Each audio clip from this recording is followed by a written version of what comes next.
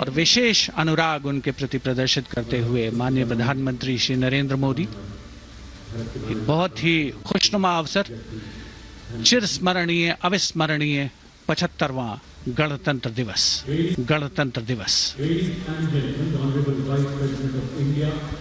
The Vice President of India, Shri Jagdeep Dhankar, and his wife, Srimati Sudesh Dhankar, have arrived here, and the Prime Minister rushing to greet them. मंत्री उनका स्वागत करते हुए vice president of India Jagdeep Dhankhar अपनी पत्नी के साथ वहां पहुंचे हैं और ये एक प्रोटोकॉल के तहत है। प्रधानमंत्री वहां पहुंचे हैं, वो पहले आकर वहां दर्शक दीर्घा में उन्होंने मुलाकात की सबसे, और उसके बाद वो वहां उपराष्ट्रपति यानी वाइस प्रेसिडेंट का स्वागत करते हैं। और अब इसके बाद क्रम में राष्ट्रपति द्रौपदी मुर्मू मुख्य अतिथि के साथ वहां पहुंचेंगी।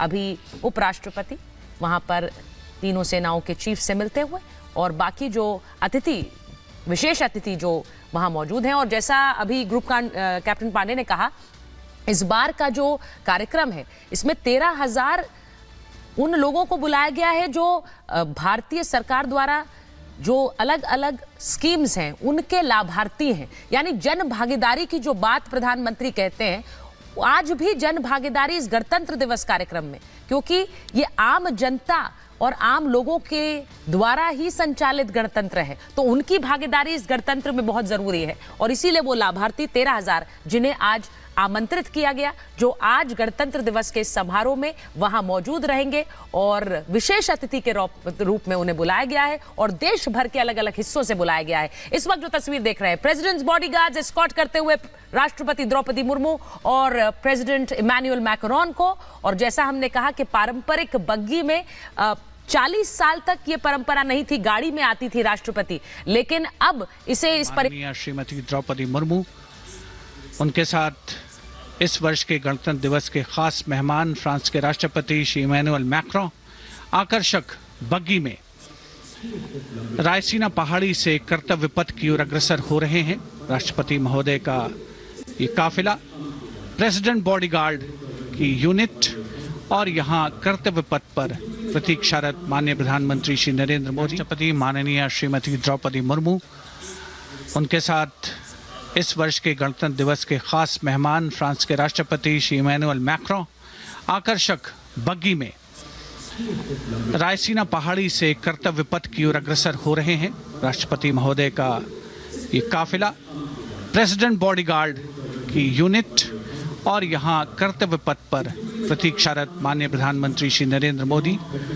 रक्षा मंत्री श्री राजनाथ सिंह, रक्षा राज्य मंत्री श्री अजय भट्ट, तीनों सेनाओं के प्रमुख, चीफ ऑफ डिफेंस स्टाफ और उपस्थित जनसमूह उत्कंठा से सबकी निगाहें रायसीना पहाड़ी की ओर। विशिष्ट आमंत्रित मेहमान 13,000 के आसपास देश के कोने कोने से पहुंचे हैं। साथ ही वरिष्ठ अधिकारीगण, विदेशी राजनयिक भी हमारे आज के इस राष्ट्रीय गौरव पर्व का हिस्सा बन रहे हैं। देश की प्रगति में प्रत्यक्ष और परोक्ष रूप से योगदान देने वाले वो सभी लोग आज अपने आप को गौरवान्वित महसूस कर रहे हैं, जो कर्तव्य पथ पर मौजूद हैं और जो नहीं भी मौजूद हैं, वो इन दृश्यों से उसका आनंद ले रहे हैं। तो तस्वीरें यहाँ पर हम सीधे आपको दिखा रहे हैं कर्तव्य पथ से, और इस वक्त इंतजार वहाँ पर किया जा रहा है। बस कुछ ही क्षणों में वहाँ पर राष्ट्रपति द्रौपदी मुर्मू वहाँ पर पहुँच जाएंगे और साथ ही विशेष अतिथि जो है इमैनुअल मैक्रों, वो भी वहाँ पर पहुँच जाएंगे। प्रधानमंत्री नरेंद्र मोदी को आप इस वक्त वहाँ पर देख पा रहे हैं, इंतजार में इस वक्त वहाँ पर खड़े हैं। जब वो वहाँ पर पहुँचेंगे तो उन्हें रिसीव करने के लिए, तो ये सीधी तस्वीरें कर्तव्य पथ से हम आपको यहाँ पर दिखा रहे हैं। त्रिमंडल भी हम तस्वीरें आपको दिखा रहे थे। और खास मेहमान, खास तौर पर 75वें गणतंत्र दिवस की जो मुख्य थीम है, जो मुख्य धारा है, नारी शक्ति, और इस बार की जो गणतंत्र दिवस की आकर्षक परेड है उसमें नारी शक्ति का अनोखा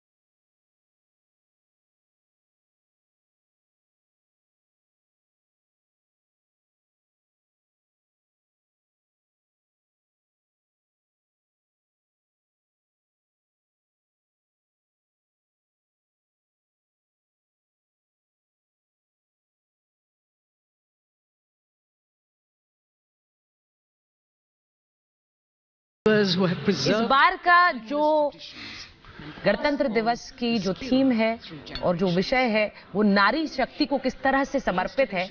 देश के अलग अलग हिस्सों से बनने वाली अलग अलग तरह की साड़ियों को एक तरह से दीवार पर लगाया गया है और वो भी नारी शक्ति को एक तरह का सम्मान है, क्योंकि अलग रंग है, अलग तरह की कढ़ाई है, अलग तरह का दिखने में साड़ी का जो रंग है, लेकिन विविधता में कैसे एकता है, नारी शक्ति को सलाम करती हुई ये वहां पर अलग अलग राज्यों के परिधान किस तरह से लगाए गए हैं। और प्रेसिडेंट्स बॉडीगार्ड्स अब कर्तव्य पथ पर मुख्य मंच पर पहुंचते हुए आपको नजर आ रहे हैं। राष्ट्रपति मैक्रोन जो कि पहले भी गणतंत्र दिवस के मुख्य अतिथि रह चुके हैं और इस बार एक बड़े शॉर्ट नोटिस पर उन्होंने ये निमंत्रण पर हामी भरी और ये एक तरह से ये भी दिखाता है मेजर आर्या, मुझे लगता है कि भारत का जो एक बढ़ता कद है उस कद को एक तरह से ये हामी है, क्योंकि भारत के साथ रिश्ते इस वक्त न सिर्फ फ्रांस बल्कि और देशों के लिए भी अहम हैं। बिल्कुल सही बात है सुचारता। भारत एक बढ़ती हुई आर्थिक और सैन्य ताकत है जी। जो भारत की डिप्लोमेसी है दुनिया भर में उसकी तूती बोलती है, उसका लोहा दुनिया भर मानती है। बिल्कुल।